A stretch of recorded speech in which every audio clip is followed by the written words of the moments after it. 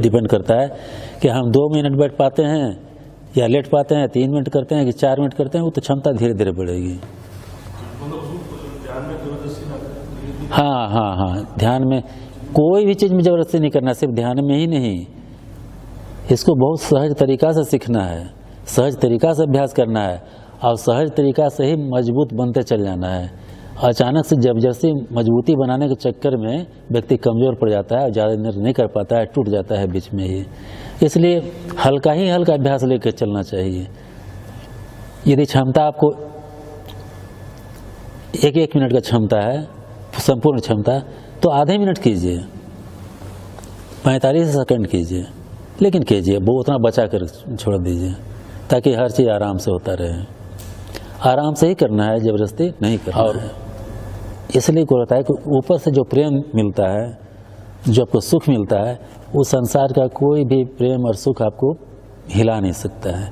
यही कारण है कि आप प्रेममय हो जाते हैं और ये सब गलत आचरण स्वतः छूट जाता है। कब छूट गया खुद ही पता नहीं चलेगा। हमको तो रोज़ हम पानी पूरी खाने का अर्थ है, रोज़ आपको चटर पटर मन कर रहा है पीने के लिए, लेकिन वो छोड़ना रहेगा तो ऑटोमेटिकली वो चीज़ अपने आप से छूटता चला जाएगा। अब ध्यान में नहीं जाए वो सब करना है, आपकी नज़रें बदल जाएगी, सोच बदल जाएगा, सब कुछ बदलता चला जाएगा और जो कि एक सही दिशा की ओर जाएगा, है ना। पूछिए। बात होती है जन्म पुनर्जन्म की कि भी आपके जैसे कर्म होंगे अगला जन्म उसके हिसाब से मिलता है। जो आदमी योग ध्यान नहीं कर रहा है उस व्यक्ति के लिए, हाँ। तो अच्छा, वैसे मैं भी रेगुलर कॉन्सेप्ट की बात कर रहा हूँ। ये जो बीच में जो कई गीता वीता में कहा जाता है कि लोग में जाते हैं कर्मों के हिसाब से, तो ये भी सच है क्या? देखिए, कर्म का तो फल मिलना ही है, मिलेगा। जैसे अगर किसी के बुरे कर्म हुए तो अगले जन्म में उसी पिछले जन्म के बुरे जो कर्म है, इस जन्म में उसको क्रिया योग साधना करके सारा चीज़ मिटा सकते हैं, सारा चीज़ खत्म कर सकते हैं। कृष्ण जी ने कहा था कि तुम एक मुझ पर ध्यान करो, मैं तुम्हारे अनेकों जन्मों के पाप खत्म कर दूंगा, तुम्हारा कल्याण कर दूंगा। कृष्ण ने कहा था इस तरह से। कृष्ण जी इस लैंग्वेज में क्या कहना चाहते थे? लोगों ने कहा कि कृष्ण जी के मुंह से निकला है तो भगवान कह रहे हैं और कृष्ण जी को हमको ध्यान करना है। ये लोग व्यक्ति समझ बैठा है कि हम कृष्ण का ध्यान करना है, मैं तुम्हारे जन्मों जन्मों के पाप से मुक्त कर दूंगा। अरे वो बात नहीं था। कृष्ण जी कहे तुम एक स्वयं पर ध्यान करो, कहने का मतलब ये था। वो कहना क्या चाहते थे कि युग युगांतर परिवर्तन से गीता का पन्ना फट गया, इधर उधर जोड़ जाड़ के कंप्लीट बन के आ गया, वो सिर्फ नहीं था। कृष्ण जी कहना चाहते हैं, एक कृष्ण जी पूरे जन्म काल में जब सिद्ध पुरुष सिद्ध योगी बन के जब निकले तो सभी लोगों को महाभारत के थ्रू एक कहानी के रूप में बहुत तरीके वो बात कहना चाहे कि ये है, ये योग करने का पूरा विधि विधान, क्या फायदा, पूर्व जन्म में क्या था, वो कैसे भोगता है, इस जन्म में कैसे सुधारेंगे, इस विषय में चर्चा की।